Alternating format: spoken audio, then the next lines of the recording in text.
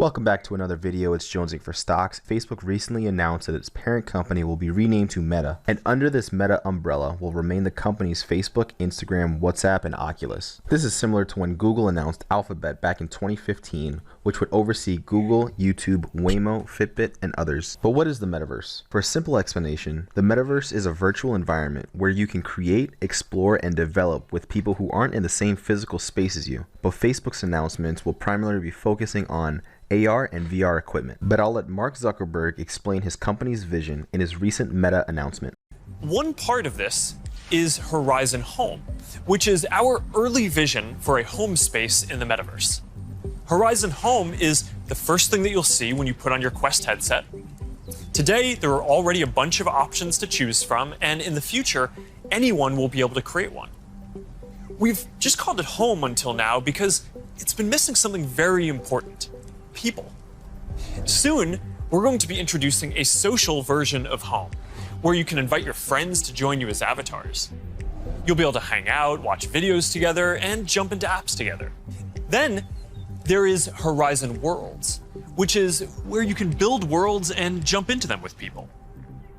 Horizon is designed to make it possible for everyone to create, and we're already seeing people build some really interesting experiences, from creating new games together to throwing surprise parties in VR that family and friends around the world can join. Additionally, within the announcement, Facebook said it plans to spend at least $10 billion this year on Facebook Reality Labs, its Metaverse division, tasked with creating AR and VR hardware and software, and it expects to spend more for the next several years. But what other companies would benefit from the creation of a metaverse other than Facebook? Let me list a few companies that will benefit from the future of metaverse in no order.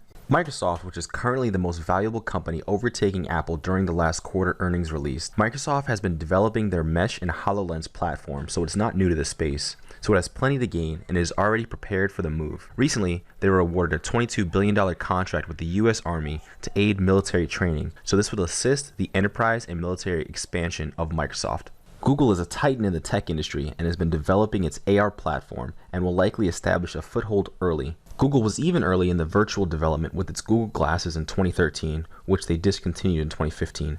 However, Google continues the glasses in an enterprise edition, which is geared towards industrial applications. Apple, which has previously been rumored to be working on its own VR headset, has also been developing its AR applications. In the recent models of iPad and iPhones, Apple has even included LiDAR hardware to enhance their experiences. And with Apple iOS's 14 update, it has slowly been able to separate itself from social media and ad platforms to increase its user privacy and security, which Facebook addressed in its business advertisement to its users. There are multiple semiconductor manufacturers like AMD, Micron, Nvidia, Qualcomm, TSM, and Intel. These companies will likely be the ones providing graphical infrastructure that will be required for the increased supported equipment. However, with recent supply chain shortages due to COVID, there is no prediction on how this will affect the companies. Additionally, companies like Nvidia and AMD are also developing software to aid its hardware, like Nvidia's Omniverse, which will assist the software enhancement for developers. Additional software companies like Unity will likely be used to help create the environments.